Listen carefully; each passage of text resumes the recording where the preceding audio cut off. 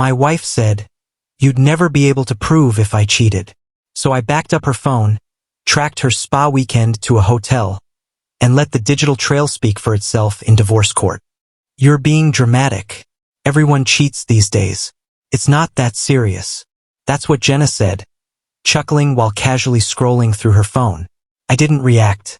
I just gave a slight nod and smiled. "You're probably right," I replied. No arguments, no raised voice, just silence. But in that silence, I started preparing. I'm 36, a cybersecurity expert with over 10 years of experience. I've helped major companies recover from devastating data breaches and guided forensic teams through digital crime investigations. I know how data hides and, more importantly, how to uncover it. Jenna, my wife of 7 years, worked in digital marketing. She was savvy with analytics, campaign funnels, and dashboards, but didn't know enough to realize what digital fingerprints she was leaving behind. We'd met in our late 20s through friends. Jenna was bright, driven, confident. We clicked instantly and got married within 18 months. The early years were beautiful. We traveled, bought a house, adopted a dog. We built the kind of future people dream about. But somewhere along the way, things began to shift. She started coming home late more often. First, it was harmless work happy hours, then networking events, and eventually spontaneous girls' weekends that I only learned about after she was already gone. At first, I chalked it up to her being busy, caught up in the hustle. But her behavior changed too much to ignore. Her phone was always placed face down. It lived on silent mode. She stopped charging it in the bedroom and moved it to her home office. One night, I half-jokingly asked, "Got a new boyfriend I should know about?" Without missing a beat, she raised an eyebrow and said, "Wouldn't you like to know?" I didn't react. Not outwardly. I was still trying to make sense of things, still not ready to jump to conclusions. But in the following weeks, she dropped enough red flags to make me pause. We were watching a show about infidelity, and she casually remarked, "Monogamy is kind of a fantasy, don't you think?" I didn't say anything. Later, while out with friends, she casually joked, "It's not really cheating unless you catch feelings. Just physical stuff? That doesn't count." Everyone laughed. I didn't. But the real shift happened one night in bed when I asked her calmly, "Is there something going on?" She didn't deny it. She didn't confess. She just looked me straight in the eye and said, "Even if I did, what would you do about it?" That wasn't guilt. That was a challenge. And it didn't make me angry. It made me laser-focused. People assume betrayal looks like yelling, accusations, and dramatic confrontations. Sometimes it does. But sometimes betrayal is quiet. It's a whisper in the dark. It's someone you love looking at you like you won't have the guts to stand up for yourself. But people forget silence doesn't mean defeat.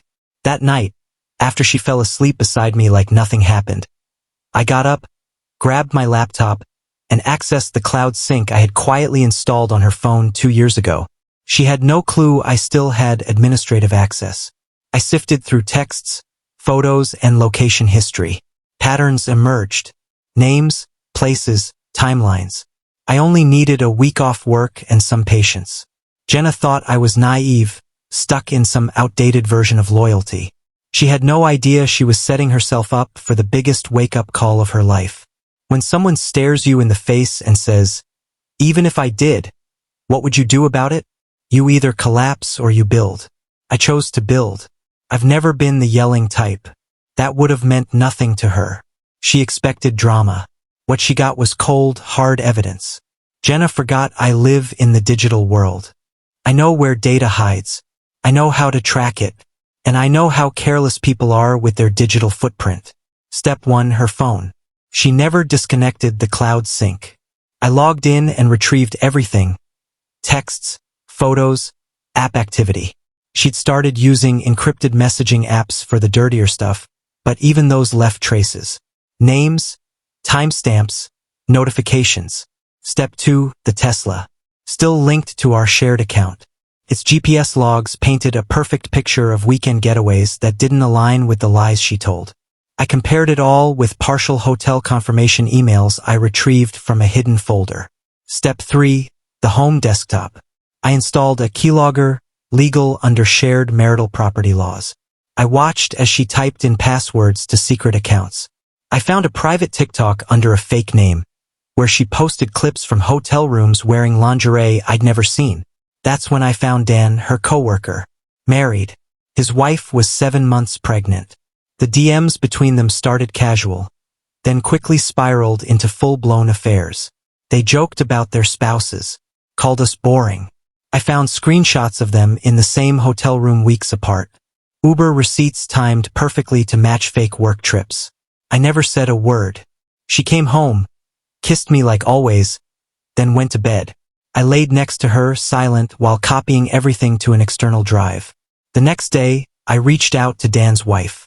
I didn't dump everything, just enough to prove I wasn't trolling. She called me that night, crying. We spoke for hours. I sent her a folder, organized, time-stamped, clean. She thanked me like I just pulled her out of a burning building. In the following weeks, I played it cool. Still cooked dinner. Still asked about her day. Smiled through her lies. Then Jenna served me divorce papers, clearly thinking she was getting the upper hand. She claimed irreconcilable differences, wanted the house, half the savings, alimony. She really thought I'd roll over. But I wasn't playing the same game. I called my lawyer and said, I have documentation. A lot. He asked, how much is a lot? I said, organized by device, date, and folder. I can prove everything. He laughed. We've got this. At the pre-court meeting, Jenna looked smug. That lasted until my attorney opened the folder. Her posture shifted. She leaned over to her lawyer, whispering. His expression went blank. And that was before we even reached the judge. When we sat down in front of the judge, I barely spoke. My attorney handed over a thick file labeled Modern Marriage. It included GPS logs, screenshots, hotel confirmations, TikTok clips, even internal hotel security footage. All legally obtained. All time-stamped. Jenna's face froze. Her lawyer's smile vanished. The judge calmly asked, Mrs. Carter, were you aware that digital evidence is admissible in this courtroom? She nodded, slowly. Then you understand, the judge continued, that this case now involves breach of contract. The prenup we signed years ago had a fidelity clause. At the time, we laughed it off, called it symbolic. But it wasn't. Once the evidence was accepted, her alimony claim was dismissed. She tried to argue stress, emotional pressure, even accused me of surveillance. But everything I did was legal, shared property, public data. I wasn't spying. I was documenting. And the judge knew the difference. I walked away with the house, the car, and nearly all our savings. She left with a suitcase and a court order.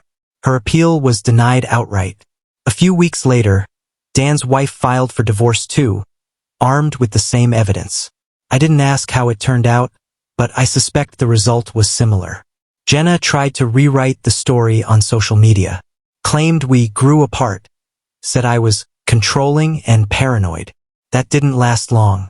Once some of the screenshots and GPS records started quietly circulating among mutual friends, her credibility tanked. She'd built her online brand on empowerment and honesty. Turns out, people don't like hypocrisy. Last I heard, she moved in with her sister in Arizona, trying to rebuild under a new username. I don't wish her harm. I barely think about her.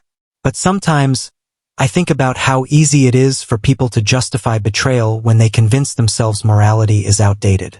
She believed cheating was just normal. I showed her what else is normal in 2025, cloud syncs, GPS logs, and metadata that speaks louder than lies. I didn't ruin her life. She handed me the blueprint. I just followed the data. The fallout from everything didn't hit all at once. It came in waves. Jenna moved out quietly. No dramatic exits. No emotional scenes. Just a cold goodbye and the sound of a suitcase rolling down the driveway. I watched from the window not out of cruelty, but because it felt symbolic. She was leaving behind the life we built on her own terms, except this time she wasn't in control. In the weeks that followed, people started talking. Mutual friends, co-workers, even distant relatives began to reach out.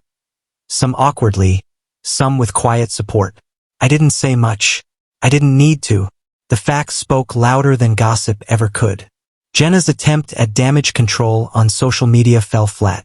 She tried painting herself as the victim, as someone escaping a cold and rigid marriage. But the internet has a funny way of remembering the truth when receipts exist. Screenshots made the rounds privately. Her follower count dipped. Brands she worked with quietly stopped collaborations. She wasn't canceled, she just became irrelevant. As for me, I focused on rebuilding not just my finances or my home, but my sense of peace. I spent time reconnecting with friends, poured energy into hobbies I had shelved for years, and even traveled a bit, just to clear my head. The house felt different, emptier, yes, but it was mine now in every sense. I repainted, replaced the furniture, changed the locks, and rearranged the layout. It wasn't about her anymore. It was about reclaiming the space that once held too many lies. Dan's wife kept in touch briefly. She sent updates about her baby, thanked me again for the evidence, and said she was healing. I wished her nothing but peace. She didn't deserve any of this. Neither of us did. But sometimes, when people are caught in their own selfishness, they forget how many others they hurt in the process. Jenna reached out once, weeks after the court ruling. It was a short email. I never thought you'd actually fight back. I guess I didn't know you at all. I didn't reply. There was nothing left to say. That one sentence told me everything I needed to know. She didn't regret what she did, only that she lost control of the narrative. You see, betrayal doesn't always come with apologies. Sometimes it comes with silence. And sometimes, healing doesn't come from confrontation. It comes from clarity. From knowing you didn't stoop to their level, didn't let rage take over, didn't get dragged into their mess.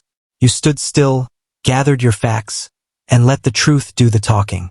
People ask if I'd ever trust again. The answer is yes, but differently. Smarter. Wiser. I don't walk around paranoid, but I'm not naive either. What happened with Jenna wasn't just a failed marriage. It was a case study in how people mask selfishness with modern justifications. She called me controlling for being cautious. She called loyalty outdated. But all I did was believe in the kind of love that meant something. She didn't, and that's on her. If there's one thing I've learned from all of this, it's that the truth doesn't need to shout. It just needs to be prepared, organized, and patient. In a world full of filters and half-truths, metadata doesn't lie. And neither do the patterns people leave behind when they think no one's watching. I didn't win to prove a point. I didn't gather evidence to destroy her. I did it to protect myself, to stand on solid ground when the storm came. And when it did, I didn't have to yell. I just had to open a folder, hand it over, and let the truth speak louder than anything she could say.